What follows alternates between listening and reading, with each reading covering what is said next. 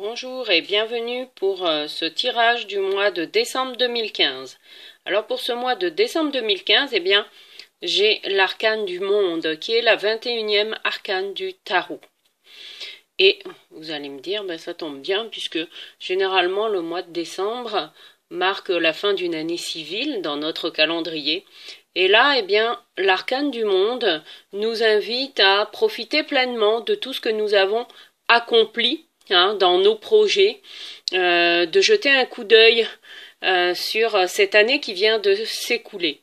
Alors pour ce tirage du mois, je vous propose de faire votre bilan de l'année 2015 selon 4 plans. Le premier, relié à l'élémentaire avec le taureau, concerne votre vie professionnelle.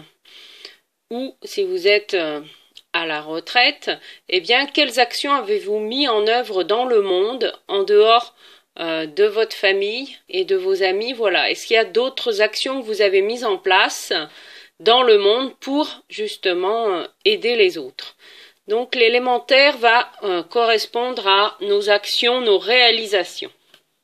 Ensuite, l'élément feu représenté par le lion va correspondre à nos désirs, nos projets, quelle que soit la nature de ces projets. Est-ce que vous avez accompli au cours de cette année 2015, eh bien, certains rêves, certains désirs réels qui vous motivaient pour cette année 2015?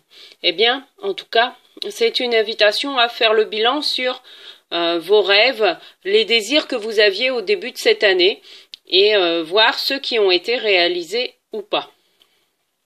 Ensuite, nous avons l'aigle qui représente l'élément R. Alors l'élément R correspond aux idées, aux pensées et par extension également, eh bien, à toutes ces idées que nous avons. Alors quelles sont les idées nouvelles que vous avez mises en place? Alors les idées par extension, la parole, c'est aussi la relation aux autres. Quelles sont les nouvelles amitiés que vous avez créées ou quelles sont celles qui ont changé? Vous et la relation aux autres. Où en êtes-vous dans ce champ-là? Et enfin, le dernier correspondant à l'ange. Alors, on peut l'associer à l'élément eau dans notre culture occidentale. Alors l'eau, c'est nos émotions, mais c'est aussi, voyez, représenté par cet ange, c'est nos émotions qui nous transcendent, puisque le centre des émotions est généralement relié au chakra du cœur, qui se trouve au milieu de la poitrine, et donc par extension à l'amour du divin qui est en nous, pour moi représenté par cet ange. Donc où j'en suis dans l'amour pour moi-même et dans l'amour pour les autres, puisque le monde représente aussi l'univers, la terre entière avec cette représentation. Voilà, donc où en suis-je, moi, avec moi-même et mon ouverture du cœur, dans mon développement spirituel. C'est dans ce sens-là. Donc je récapitule, la terre, c'est les actions. Quelles sont les actions que vous avez faites?